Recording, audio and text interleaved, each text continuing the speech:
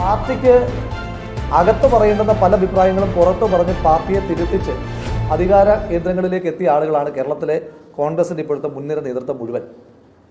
പുതിയ കാലത്തെ ചെറുപ്പക്കാർ നിലയിൽ ഞങ്ങൾക്കാർക്കും അതറിയാൻ പാടില്ലാത്തത് കൊണ്ടോ അങ്ങനെ തിരുത്താൻ ഒന്നുമില്ലാത്തത് കൊണ്ടോ അല്ല മിണ്ടാതിരിക്കുന്നത്.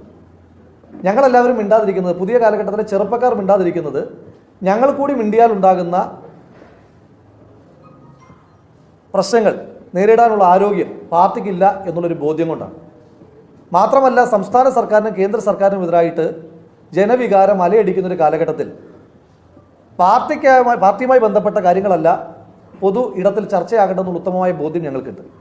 കഴിഞ്ഞ ഒരു 10 വർഷക്കാലത്തിനിടയിൽ കേരളത്തിൽ ഏതെങ്കിലും ഒരു യുവ നേതാവിൻ്റെ ഒരു സ്റ്റേറ്റ്മെൻറ്റ്, പാർട്ടിയുമായി ബന്ധപ്പെട്ട ആഭ്യന്തരമായ ഒരു സ്റ്റേറ്റ്മെൻറ്റ് ഈ പാർട്ടിയെ പ്രതിരോധത്തിലാക്കിയിട്ടുണ്ട്. ഈ 10 വർഷക്കാലത്തിനിടയിലുള്ള ചെറുപ്പക്കാർക്ക് ഇതൊന്നും അറിയാൻ പാടില്ലാത്തതുകൊണ്ടൊന്നുമല്ല, പക്ഷേ അത് വേണ്ട എന്ന് ഞങ്ങൾ തീരുമാനിക്കുന്നതാണ്. യുവാക്കൾ കാണിക്കുന്ന, ചെറുപ്പക്കാർ കാണിക്കുന്ന ആ പക്വതയും പാകതയും പാർട്ടിയുടെ മുതിർന്ന നേതാക്കന്മാർ ദയവ് ചെയ്ത് കാണിക്കണമെന്ന് വളരെ സ്നേഹത്തോടു കൂടി അഭ്യർത്ഥിക്കുവാൻ ആഗ്രഹിക്കുകയാണ്.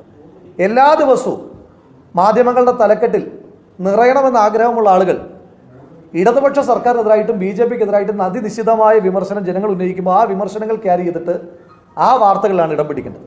അതല്ലാതെയുള്ള വാർത്തകൾ ഇടം പിടിക്കുമ്പോൾ ഇതിൻ്റെ പ്രശ്നമെന്ന് പറയുന്നത്, ഇപ്പോൾ ഇന്നത്തെ ദിവസം ഏറ്റവും അധികം ചർച്ച ചെയ്യപ്പെടേണ്ടത് പേവിഷബാധയേറ്റ് മരണപ്പെട്ട സാഹചര്യമുണ്ട്.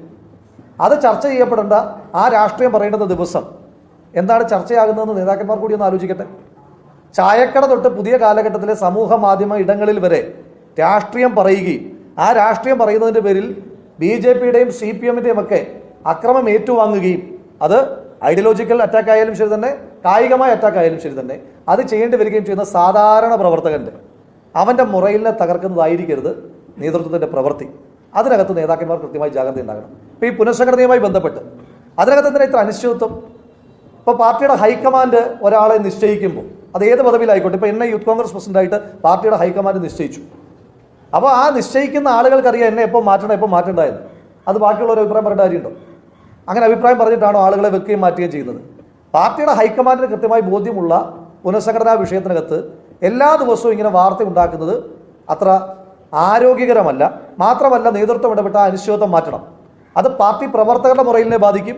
അതുപോലെ തന്നെ ഈ അധികാര സ്ഥാനങ്ങളിലിരിക്കുന്ന ആളുകളുടെ മുറയിലിനെ ബാധിക്കും. അവർ തുടരുകയാണോ, തുടരുകയല്ലേ, അതിനകത്തൊരു ക്ലാരിറ്റി വരുത്തണം.